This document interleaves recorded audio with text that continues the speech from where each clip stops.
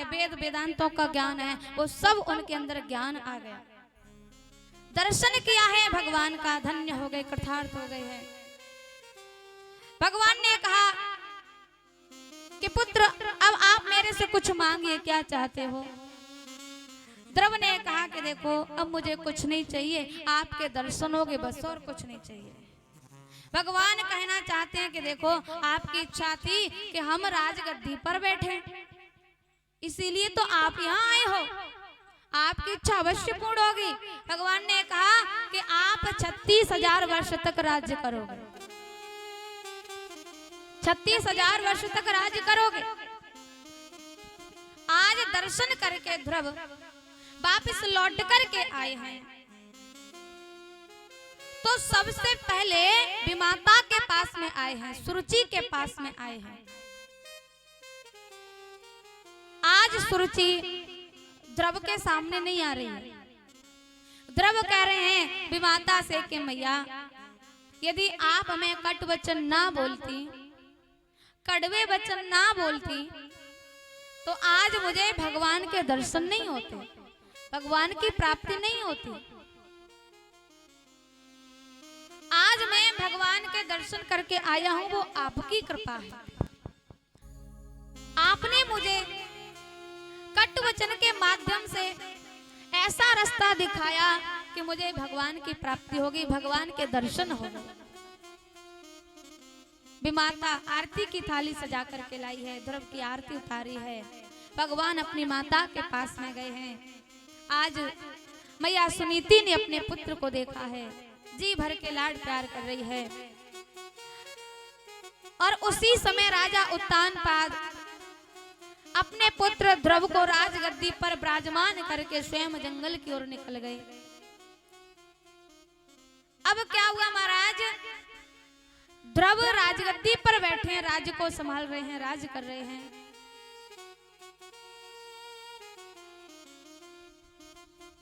ध्रुव जी का भाई उत्तम है, यक्षों ने उसको मार दिया।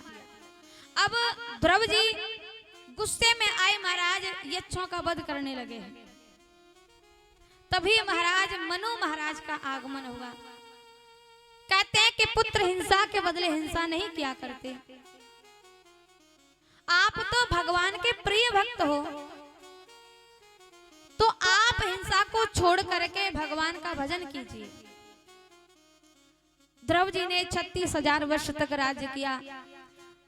जब उनका अंतिम समय आया है तो महाराज ध्रुव जी के लिए विमान आया है और उसमें साक्षात मृत्यु देवी का आगमन हुआ है।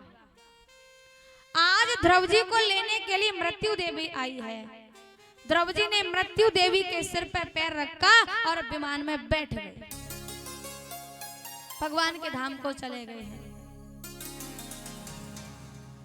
तो इस कथा को सुनकर श्रवण करके हमें शिक्षा मिलती है कि अपनी संतान को, अपने पुत्रों को संस्कार देने चाहिए। मैंने कल भी आपको बताया था कि बालक की प्रथम गुरु माता पिता होते हैं। बालक जब छोटे से होते हैं तो माँ सिखाती है, और जो माँ सिखाती है वही बालक, वही बच्चे सीखते हैं। तो महाराज ध्रुव की कथा सुनकर के हमें शिक्षा मिलती है कि आप सभी को, अपनी संतान को, अपने पुत्रों को, अपने बच्चों को, अपनी बेटियों को अच्छे संस्कार देने चाहिए, अच्छी शिक्षा देनी चाहिए। अब श्री सुखदेव जी कहते हैं, हे राजन परीक्षित, मनु महाराज के 2 पुत्र हैं, उत्तानपाद और प्रियव्रत। अब ये जो प्रियव्रत हैं, इनके बेटा हुआ है आग्नेन्द्र, और आग्नेन्द्र के बेटा हुए नाभि, और नाभि के पुत्र हुए हैं ऋषभदेव जी महाराज। श्रीमद् भागवत कथा में ऐसा व्याख्यान आता है कि ऋषभदेव महाराज जी के 100 पुत्र हैं। अब एक दिन की बात रहे, ऋषभदेव जी महाराज अपने 100 पुत्रों को लेकर के बैठे, सत्संग किया, सभी से पूछा कि आप यह बताओ हमारा जीवन क्या है, हम यहाँ क्यों आए हो। आने का कारण, आकर के क्या करना चाहिए। तो महाराज किसी ने कहा कि हमारा जीवन यही है कि खाओ पियो, बच्चों को पालो, पढ़ाओ लिखाओ, बस यही जीवन है।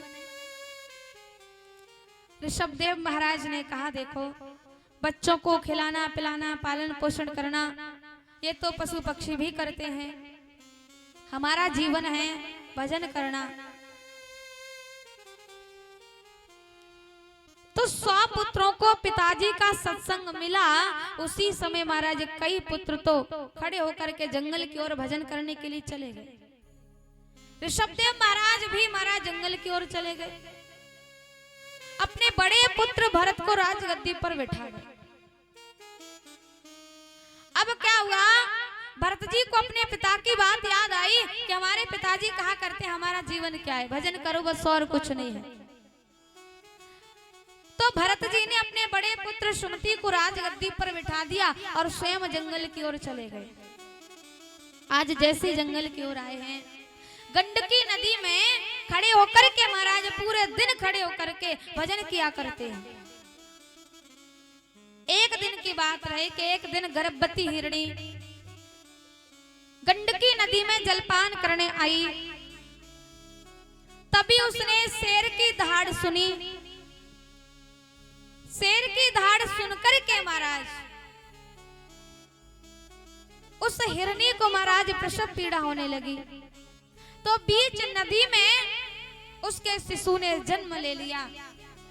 अब बेचारी हिरणी नदी के पार आई और उसी समय महाराज प्रसव की पीड़ा से हिरणी की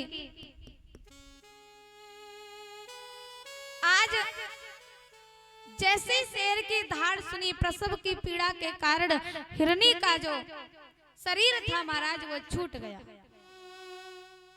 अब नवजात शिशु नदी में बहता हुआ जा रहा है और नदी में खड़े होकर के भरत जी महाराज भजन कर रहे हैं। उन्होंने जैसे ही हिरणी के बच्चे को आता हुआ देखा तो असहाय बालक जान करके उठा करके अपने कुटिया में लेकर के आ गए। अब देखो यहाँ भरत जी ने दया दिखाई है। आपको पता होगा यदि ऋषि मुनि महात्मा के हृदय में दया नहीं होती तो वो संत नहीं होते, कसाई के समान हो जाते हैं। और यहाँ पर भरत जी ने दया की है तो यही दया आफत बन गई। दया बिना संत कसाई और दया करी तो आफत आई।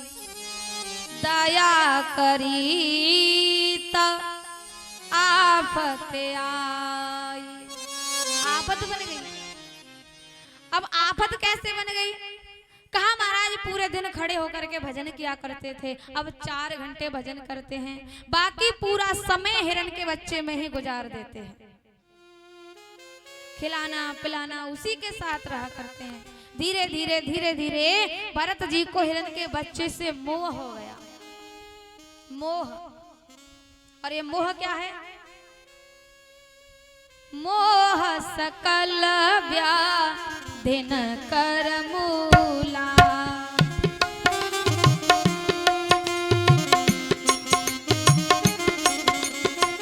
मोह सकल व्याधिन कर मूला। मोह सकल व्याधिन कर मूला।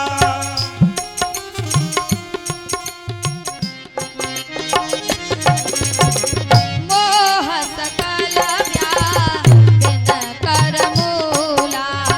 मोह सकल व्याधिन कर मूला। मोह सकल व्याधिन कर मूला। मोह सकल व्याधिन कर मूला। तिन ते ओर उपजहि बहु सूला। तिनते उरा जहीं बहुसूला। भरत जी को मोह हो गया। मोह सकल व्याधिन कर मूला। ये मोह जो है ना, ये सब व्याधियों का मूल जड़ है, मोह। और ये मोह कुछ नहीं करने देता। आप सोचते होंगे, विचार करते होंगे ना कि अब की बार तो मैं बाबा जी हो जाऊंगा, अब की बार तो मैं वृंदावन चला जाऊंगा। अब महाराज सुबह के घर से निकले, शाम को फिर आ गए वापिस। घर वालों ने पूछा आप तो बाबा जी हो रहे थे, वृंदावन गए थे, क्यों, क्या हुआ, फिर गए नहीं, वापिस क्यों आ गए? बोले चला तो जाता, लेकिन छोटे वाले नाती की याद आवेगी इसलिए नहीं गया। ये बड़ा हो जाएगा ना तब जाऊंगा। तो ये क्या है, मोह ही तो है, मोह। भरत जी को भी हिरण के बच्चे से मोह हो गया। अब महाराज 3 घंटे माला किया करते हैं, 2 घंटे, 1 घंटा, आधा घंटा, 10 मिनट, पूरा समय हिरण के बच्चे में ही गुजार देते हैं।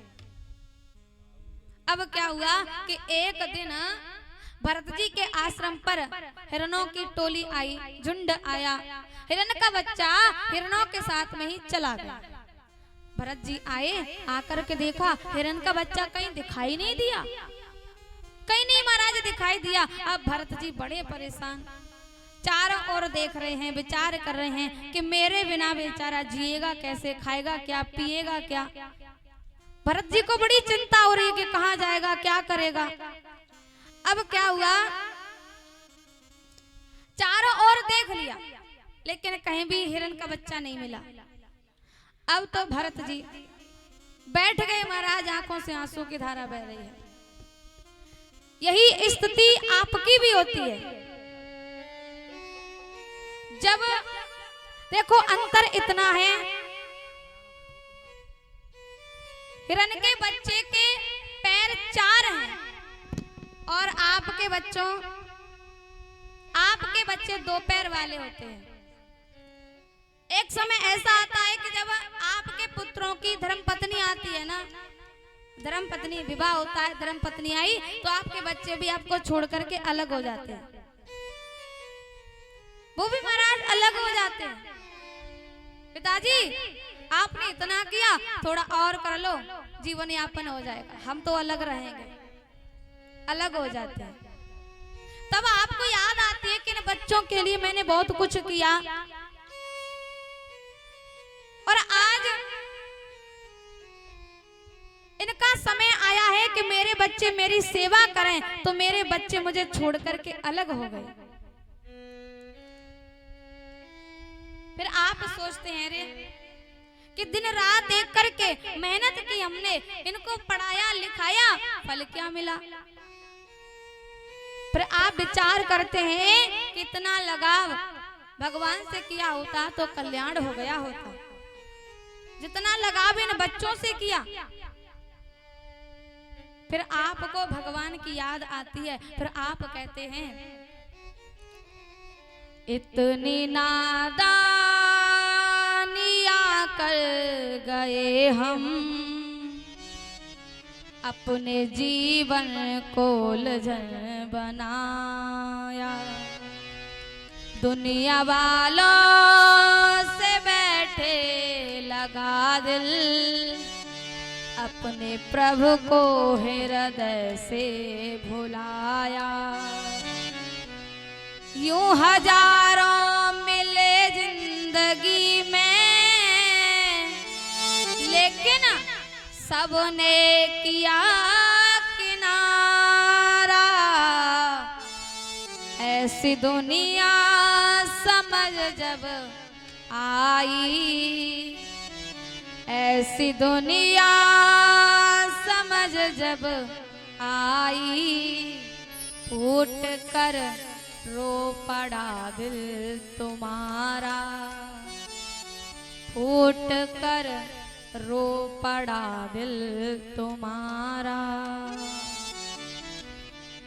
फिर याद आती है भगवान की।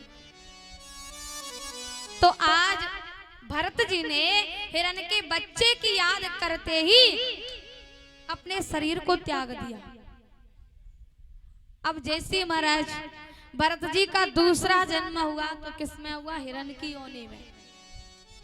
यानी मरते समय, प्राण निकलते समय आप जिस भाव को सोचते हैं, जिस भाव को याद करते हैं, आपको उसी योनि में जाना पड़ता है। मरते समय भरत जी ने हिरण के बच्चे की याद की, तो इसलिए हिरण की योनि में जाना पड़ा। हिरण बन गए महाराज।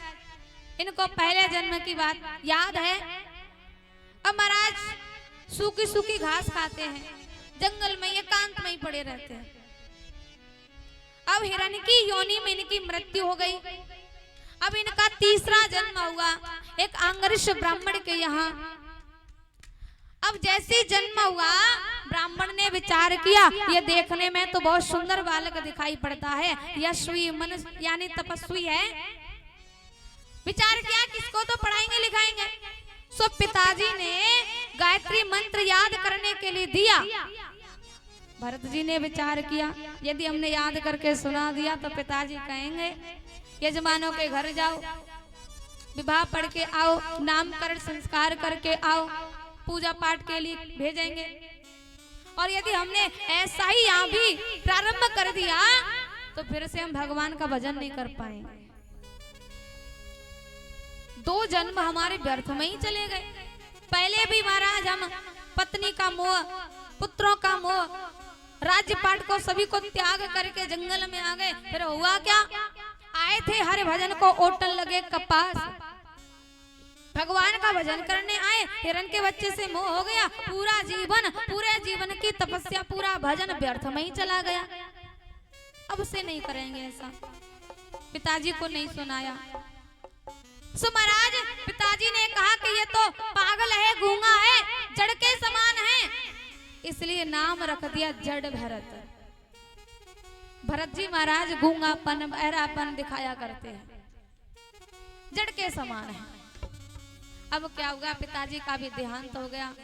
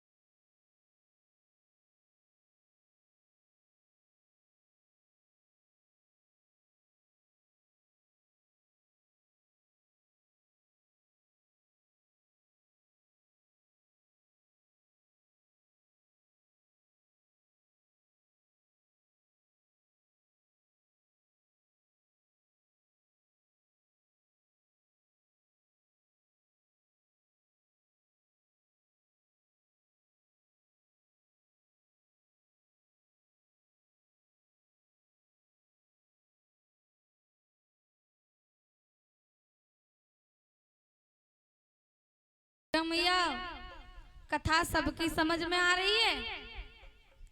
सबकी समझ में आ रही है? कोई कुछ बोल ही नहीं रहा, लगता है किसी के समझ में नहीं आ